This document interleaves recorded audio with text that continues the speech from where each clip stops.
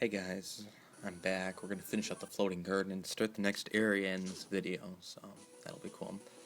Here's the kicker skeleton I was talking about in the last video. When you get its soul, and again it's an ability soul, so you don't have to equip it. And I'm gonna try and grind a little bit while I talk about it. What you do is you double jump, and then you press the jump button again, so A, and then either down left, or down right, and you will do a jump kick, kind of like what he's doing.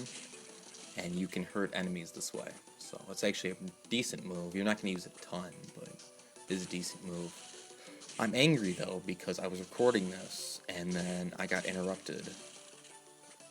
And when I did this the first time, and we can't get in there, we won't get in there till the end of the game, I actually got the kicker skeleton soul, the second one I killed. Unfortunately, this does not seem to be the case here, so I might have to just grind for it later. And go ahead and restore my health. It does do a lot of damage to kicker skeleton though. Not so much the ability as the enemy. That's what I'm talking about.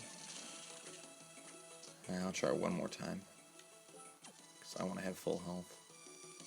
Not so much for this area, but for the next one, because I don't remember where the first save room is in the next area. Alright, hell with it. Come on, platform. Alright, so the Altair, or the Rippers, I mean, like I said, Fleamen that throw knives, they're pretty annoying. You can see the knives do a lot of damage. Their soul is pretty much a better version of the Evil Butcher soul, so if you like that one, this one's cool. It does use up more MP though, obviously. The Altairs don't do anything to you, they just drop the Rippers. But you can kill the Altairs. If you kill an Altair while it's holding the Ripper will just die. I don't think you get credit for the kill unless you kind of hit the Ripper too, though. But, like, you can also kill the Ripper without killing the Altair. This one's not. These are not two souls that are tough to get at all because you can just keep killing them. Kind of like the Ghost Dancers, except, I mean, obviously you could run out of Ghost Dancers, but they're pretty prevalent. But it seems like I'm not having any luck whatsoever, so... the knives, though, are treated as projectiles, obviously. And so, like, any of those, any shield one, souls that you can equip with R can be useful. Witch Soul is definitely a good example of that. Giant Ghost as well, though. Like, not if you run into the Ripper, but, 'cause that's not... But you can see the knife just bouncing off. Anyway, let's move on. One of these rooms we actually have a Manticore, and it is this room.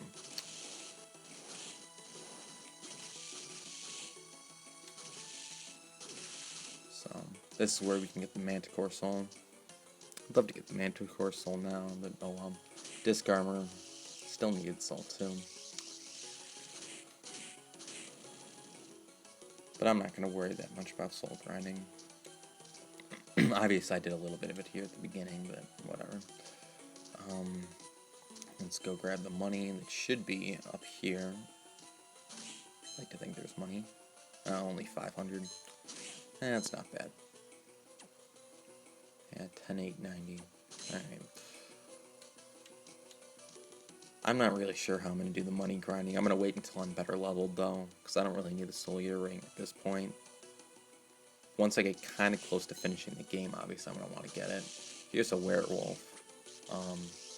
These guys have 2 attacks. They'll kind of slide at you, and then they can also shoot up pillars of fire. So, pretty powerful, but... And they're pretty agile, too, so... But they're not like the Lilith where they'll try and dodge you. So while they'll move fast, they're not hard to kill in the sense that they'll just kind of let you hit them.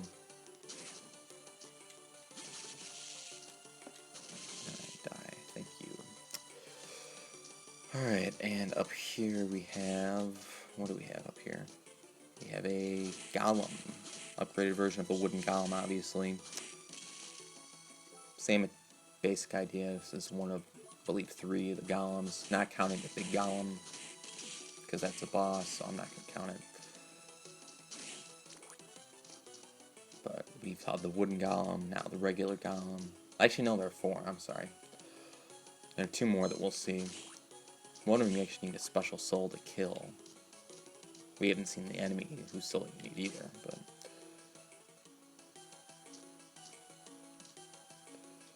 Anyway, now we're back here, so... After we kill the red crow, this is where the odd instance of the right exit and the left exit not really being equal, because we're going to go through this room and through the left exit.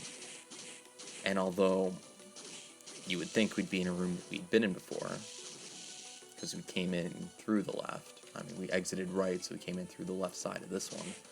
We're actually going to be in the one giant room that we haven't been in yet.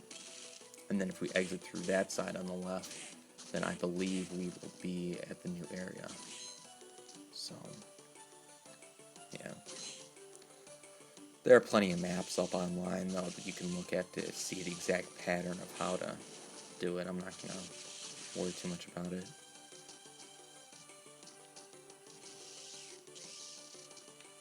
Because there are other instances. Crap. That would break. Alright, is this not... I guess this isn't that game, though, maybe. That might not be this game, where it breaks. Whatever.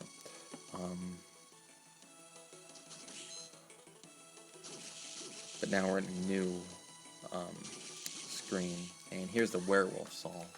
Create a fountain of magic fire. The first time I actually got this soul, I had already beaten Dawn of Sorrow. I thought it was going to be something awesome like the Aguni soul from Dawn of Sorrow, where it would really create a cool thing of fire, but this one's pretty crappy because it doesn't go very far. The Aguni soul is nice because it would race across the floor, but this one's pretty crappy. Yeah, well, can I just kill you? Thank you. Alright. And I think we still got some up here. Oh, werewolf. Die. Oh, another one. And that was sucked.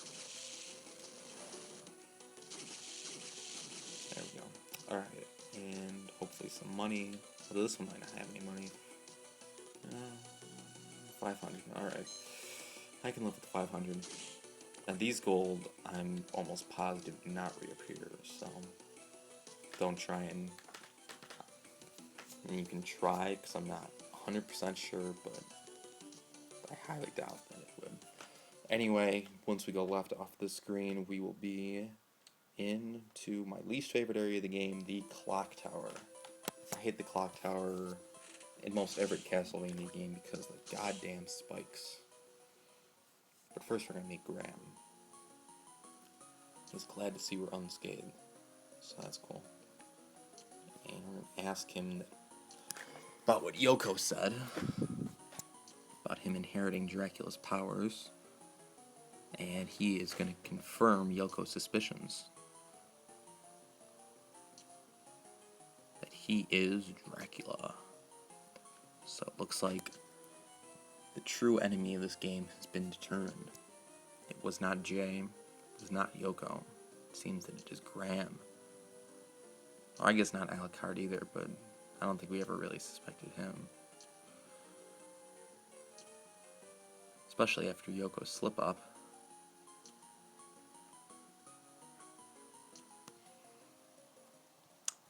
Our first time we met her. Anyway, here we go, clock tower. As you would expect, we have gears that move, we have spikes, like I think most any Castlevania game. Clock tower has spikes, and it is evil. And spikes hurt, and that was just unlucky as hell. Lightning Doll, everybody loves their soul. If you played this game, pretty much you love this soul. So, cool one you got. Looks like a golem. Actually, I didn't see that at first. If it didn't make noise when it started moving, I might not have seen it because it looks the same color as that damn gear. There we go. And a level up. So we're just kind of going blind because there's no map here. Of course, once we get far enough into the clock tower, we see the reason, part of the reason the clock tower sucks so much, damn frickin' Medusa heads. But first we're going to see Yoko. And that sounded really weird when she said, hello. But we're going to tell her about Graham, and he's rushing to get to the throne, and like Arcado and Yoko thought there's something wrong on the throne. So that's basically all that's important. If anything, and all is important in this conversation. So, well, I guess Yoko's gonna say something about how it's our chance to strike. I think she does. Anyway.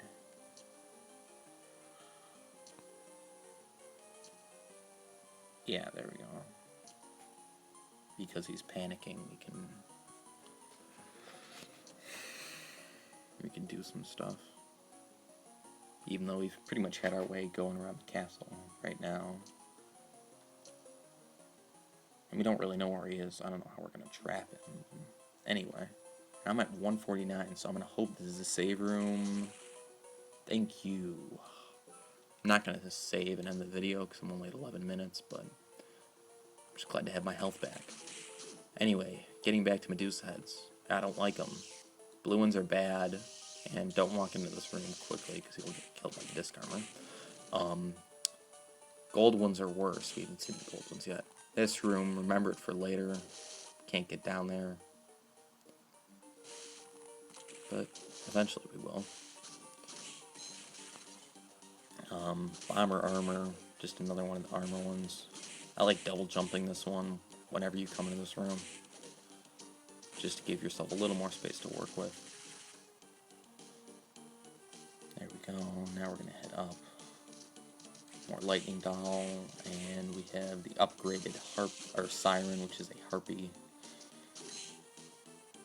Although we will see sirens, I believe, at some point.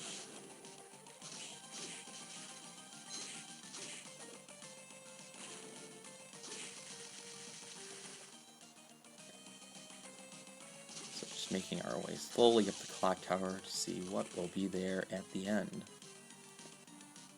Who will we see at the top of the clock tower? Maybe a lightning doll. Or maybe not.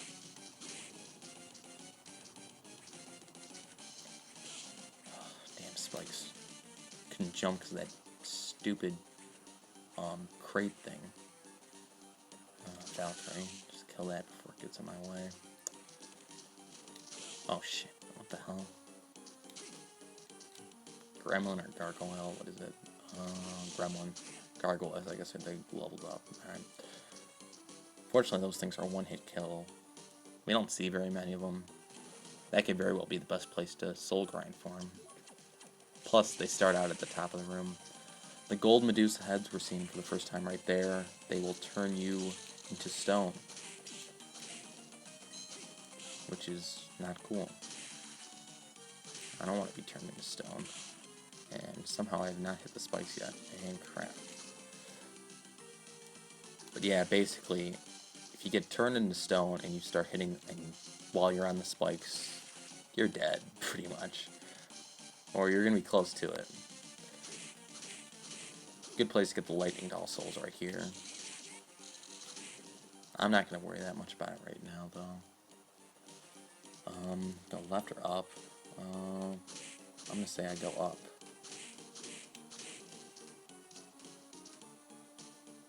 And we have great armor, so the third boss of the game. Chance to get his soul. I'm just going to use my... Because I think we're actually close to the boss room. Clock Tower is reasonably big. I mean, it's not tiny. It's bigger than the floating gardens, I'll say that. It's not huge. None of the areas in this game are really huge, but it's not tiny. We just haven't seen a lot of it. And we actually got the Harpy soul, which is cool. I'm good with that.